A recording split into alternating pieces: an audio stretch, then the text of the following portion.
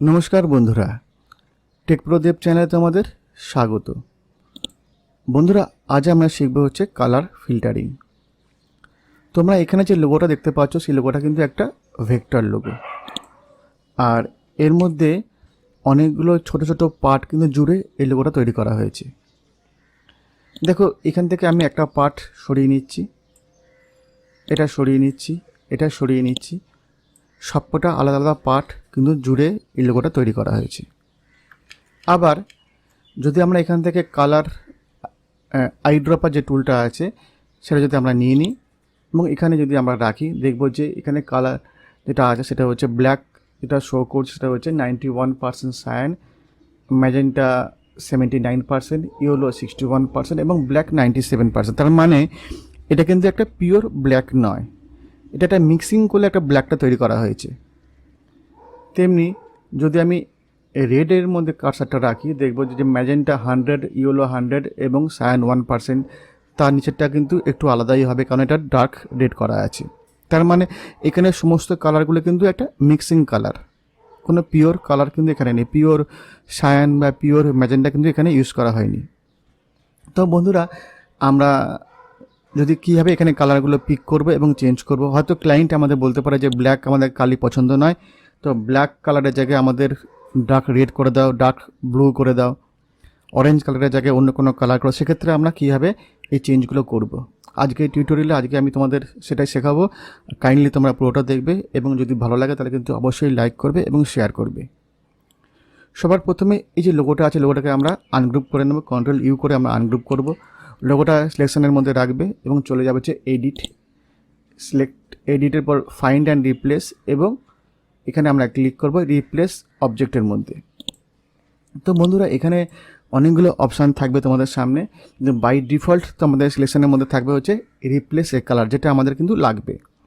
এখানে আমরা কোনো মডেল বা প্যালেট কালার চেঞ্জ করছি না, তাই আমরা রিপ্লেস এ কালার এর মধ্যে কিন্তু টিকটা আমরা রেখে দেব। আর আমরা চলে যাব হচ্ছে নেক্সট বাটনে। এবারে এখানে দুখানে অপশন তোমরা দেখতে পাবে, একটা হচ্ছে ফাইন্ড এবং রিপ্লেস উইথ।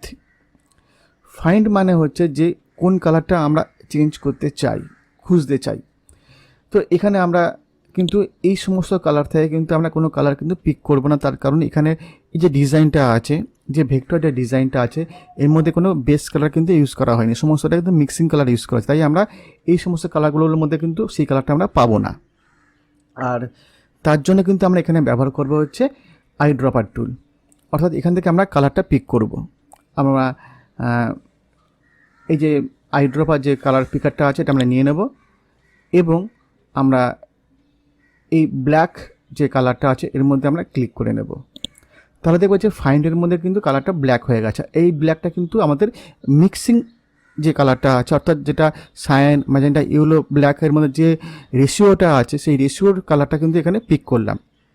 ঠিক আছে, নিচের যে রিপ্লেস কালার যেটা আছে এটাকে আমাদের ব্ল্যাক থাকলেও চলবে, অন্য কালারও চেঞ্জ করতে পারে, কোনো অসুবিধা নেই। কিন্তু এক্ষেত্রে আমি কোনো কালার আমি চেঞ্জ করছি না, কারণ আমি চেঞ্জ যেটা হবে সেটা হচ্ছে ডার্ক রেড, যেটা এর মধ্যে নেই। ওকে, আমি কি করব এখানে ফিনিশে ক্লিক করব।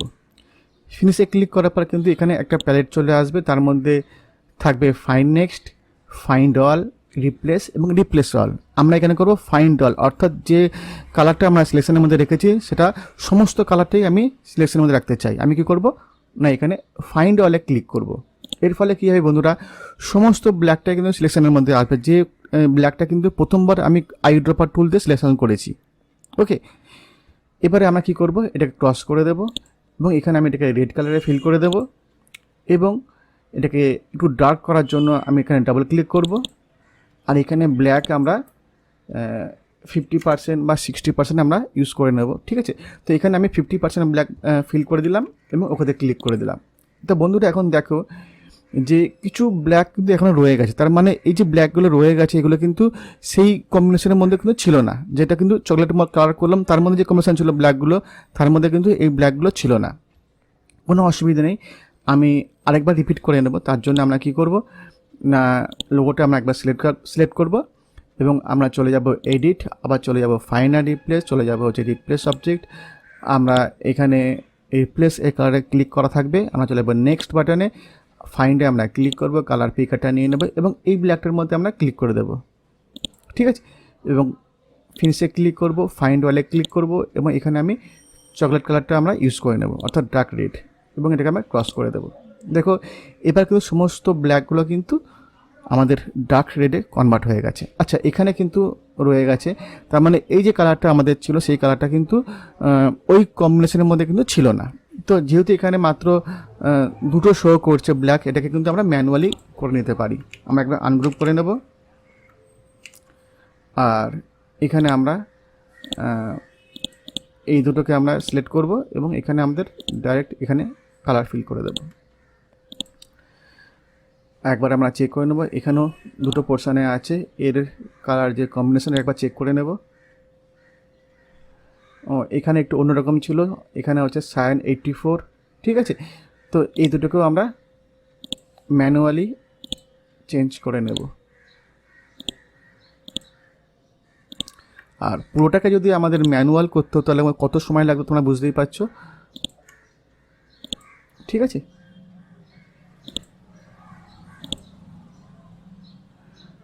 তো বন্ধুরা, আমাদের কালার চেঞ্জ হয়ে গেছে। যদি মনে করি যে আমাদের যে রেড যে কালারটা আছে সেটাকে আমরা অন্য কোনো কালারে চেঞ্জ করব, সেক্ষেত্রেও কিন্তু আমরা করতে পারবো। ব্যাকগ্রাউন্ডের এই কালার চেঞ্জ করার জন্য সেটা আমরা করতে পারবো। যেহেতু ব্যাকগ্রাউন্ডে শুধুমাত্র একটা বক্স ইউজ হয়েছে, সেক্ষেত্রে আমরা কিন্তু এখানে অন্য কালারটা আমরা ইউজ করতেই পারি, যেমন suppose cyan colour,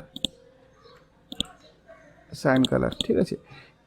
red colour যেখানে আমাদের ইউজ করা হয়েছে, যদি আমরা চেঞ্জ করতে চাই রেড কালার, আমরা একই প্রসেসে চলে যাব। অর্থাৎ যদি সাপোজ আমি চাইছি যে রেড যেখানে ইউজ করা হয় সেটা আমরা গ্রিন কালার ইউজ করব, ঠিক আছে।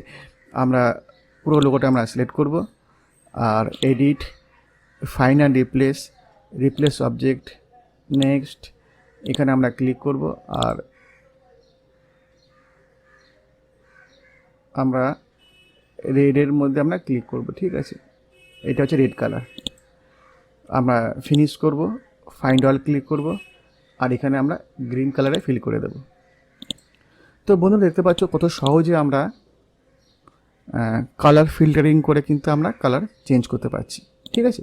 তো এই একটা ছোট্ট ভিডিও ছিল, আর যদি ভালো লাগে তাহলে কিন্তু অবশ্যই লাইক করবে, শেয়ার করবে, আর অবশ্যই সাথে থাকবে। Thank you.